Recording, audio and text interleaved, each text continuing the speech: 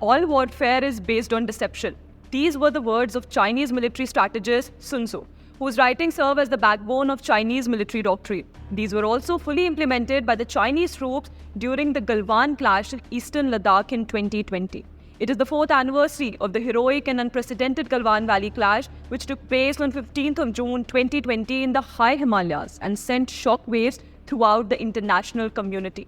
Using Sun Tzu's strategy of deception, hundreds of PLA soldiers deceptively overpowered and outnumbered Indian soldiers in their bid to change the status quo at the NSC. The Indian soldiers' grit, resilience and heroism managed to repulse the Chinese attack but suffered casualties of 20 brave hearts, including the commanding officer Santosh Babu. However, the Chinese strategy of deception did not end here. They too suffered high casualties but hid the numbers as a face saver. Chinese reluctance to reveal accurate casualty numbers reflects a wider tactic of hiding the human toll of its military actions. By underreporting casualties, China sought to project an image of strength and evade domestic and international criticism. The strategy aimed to maintain public confidence domestically while deterring adversaries abroad. During the clash, while both nations acknowledged casualties, China has kept the extent of its losses shrouded in secrecy. This incident brought global attention to the volatility of the region and revealed a narrative of concealed Chinese casualties and strategic missteps. A look into how international media reported the PLA casualties will give viewers an insight into how China underreported its soldiers' martyrdom and what could be the actual number of Chinese soldiers killed.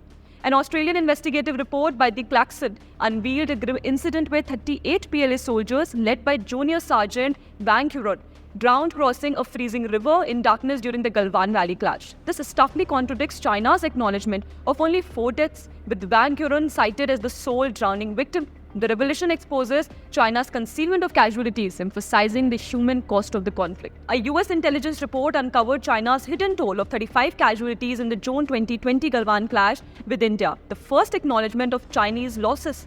Russian news agency TASS, that is TASS, reported that 45 Chinese soldiers were killed in the June 2020 Galwan clash, with Indian forces doubling the previously disclosed number. This revelation amplified the scale of the confrontation, indicating higher losses for China than previously acknowledged.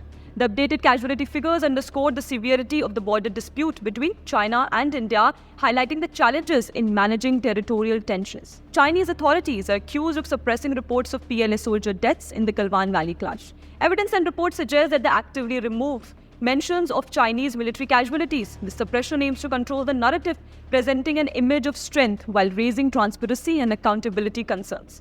The Chinese government's efforts to conceal soldiers' deaths hint at broader information control strategies and potential implications for public trust.